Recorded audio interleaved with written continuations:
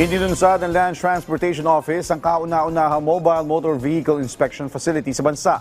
Sa pamamagitan nito, hindi na aabuti ng higit isang oras ang pag-iinspeksyon sa mga sasakyan na isang paraan din para matiyak ang ligtas na biyahe ng mga pasahero. Si Isaiah Mirafuentes sa report. Mabilis na ang pag-iinspeksyon ng mga sasakyan sa Land Transportation Office tuwing magre-rehistro o magpaparinyo ng rehistro ng sasakyan. Kung dati, umaabot ng mahigit isang oras ang manu-manong checking, ngayon, nasa 45 minutes na lang ito dahil sa modern machine na MVIF. Inilabas ng LTO ang makina para sumabay sa modernong panahon. Ito ang kanilang MVIF o Mobile Motor Vehicle Inspection Facility. Isa sa kailangan sasakyan sa high-tech machine at susuriin agad ang inyong sasakyan. Hindi na to patingin-tingin, hindi na to visual lang, no? Nakita nyo naman, pati yung ilalim ng truck, ilalim ng bus, kaya na natin bigyan ng inspeksyon.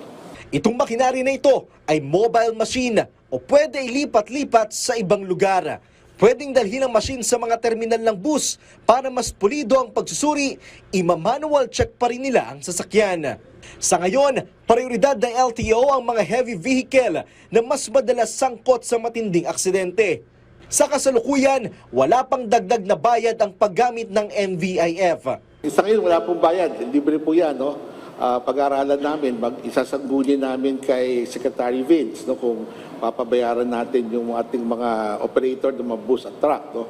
Akin naman, kahit konti lang, para yung mga consumable items, gaya itong, alam mo, yung rubber, kung saan dumadaan yan, eventually mapupudpud dyan, kailangan palitan eh.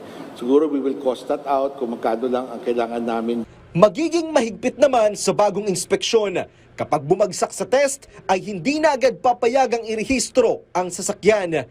Ang makinarya na ito ay para rin sa ipinatutupad na sa ngayon na no contact apprehension at para na rin masiguro ang kalidad ng mga sasakyang bumabiyahe sa kalsada. Ibinalita rin sa atin ng LTO na wala ng backlog sa NCR at maraming mga probinsya sa printing ng plate numbers. Halos tapos na ang printing ng mga plaka. Isaiah Mirafuentes para sa Pambansang TV sa Bagong Pilipinas.